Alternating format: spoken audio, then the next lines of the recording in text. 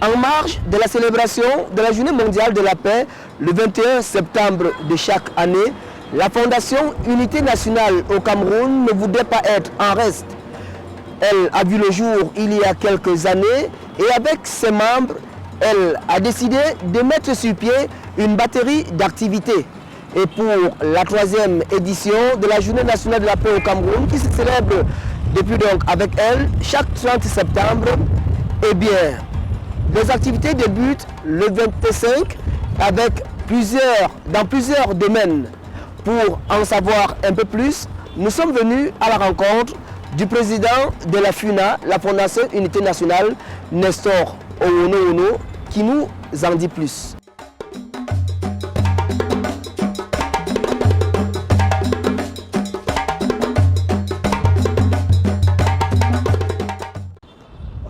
Je vais être très bref dans cette réponse.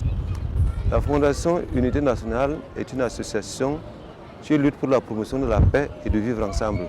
Je tiens d'abord à préciser que la première édition de la Journée nationale de la paix, très haut accord du président de la République, a eu lieu en septembre 2022. Là, nous nous sommes limités à Yaoundé exclusivement. Mais deuxième édition, nous avons commencé à étendre les activités sur l'ensemble du territoire. Et cette troisième édition qui est mûre de l'expérience, nous avons déjà et nous allons organiser cette activité dans l'ensemble du territoire national. À quoi consisteraient donc nos activités? Nous allons commencer par une annonce solennelle, c'est-à-dire une conférence de presse pour expliquer aux Camerounais la nécessité de laisser allumer la flamme de la paix au Cameroun.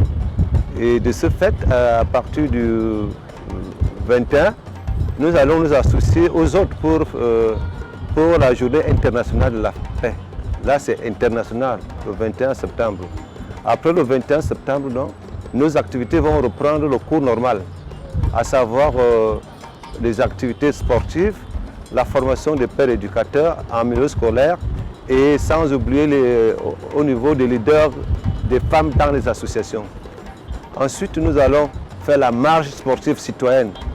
Après la marche sportive citoyenne, nous allons faire des grands concerts géants dans l'ensemble du territoire, là où ça sera possible.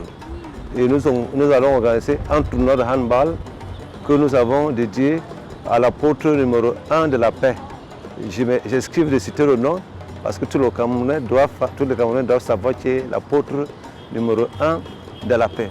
Disons que la Fondation Unité nationale ne fait qu'un devoir, puisque autant que les adeptes de la violence et de la guerre se multiplient, autant que les gens qui prônent la paix doivent faire quelque chose, ce ne serait-ce que pour atténuer cette haine-là, cette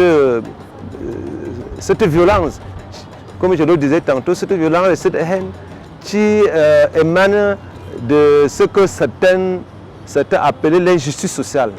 Alors, pour atteindre la paix, pour avoir un développement durable, il faut nécessairement passer par la paix.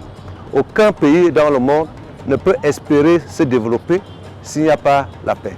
Quant à la réponse de votre question, je dirais que peut-être en tant que journaliste que vous êtes, vous avez l'impression que le pays est au bord du gouffre en disant que c'est une graine jetée dans la mer. Je dirais pas du tout. Chacun fait son devoir avec les accords institutionnels qui m'ont apporté. Je crois que nous ferons de notre devoir, nous, les membres de la Fondation Unité nationale, de sensibiliser les Camerounais. Il faut savoir que quand il y a le feu dans la maison, à défaut de verser l'eau directement, on commence par enlever les braises pour que ça atténue. Je ne dis pas que totalement que ce n'est pas un coup de baguette magique. Déjà, nous avons la paix. C'est seulement que la paix est menacée. J'ai fait ce qui se passe à l'extrême nord avec Boko Haram et ce qui se passe au nord-ouest avec les vérités sécessionnistes. Tout ça, c'est à cause d'une évidence, la crise économique. la crise économique est à l'origine de toutes ces revendications qui mettent le Cameroun, la majorité des Camerounais.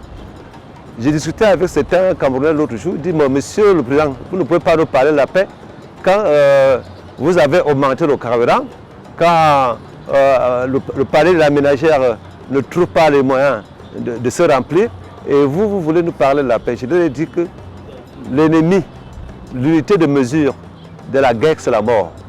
Et l'unité de mesure de la paix, c'est l'amour et la solidarité. Vous avez donc à faire un choix entre la mort et l'amour. Oui, exactement. C'est pour cela que j'ai parlé de la justice sociale.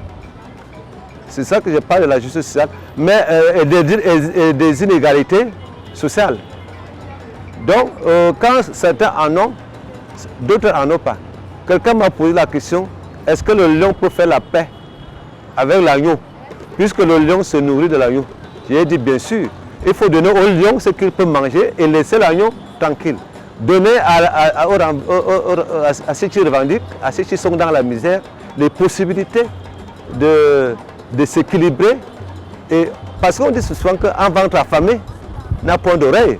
Ça veut dire que celui qui en a beaucoup ne peut jamais s'entendre avec celui qui n'en a pas. Donc le rôle de la Fondation Unité Nationale, c'est de créer l'équilibre, le dialogue, la tolérance, la solidarité, la cohésion sociale. Que chacun peut trouver un plaisir, peut trouver le bonheur, le plaisir dans le bonheur de l'autre. C'est-à-dire, quand quelqu'un trouve le plaisir dans le bonheur de l'autre, ça veut dire qu'il y a le partage. S'il n'y a pas dans le partage, alors les inégalités sociales sont très, très larges, alors ça crée un mécontentement. C'est pour cela qu'il faut un dialogue, il faut un grand dialogue pour que la tolérance et le pardon, pour qu'on n'arrive pas dans les cas qu'on voit dans la télé, pour ne citer que le cas du Soudan.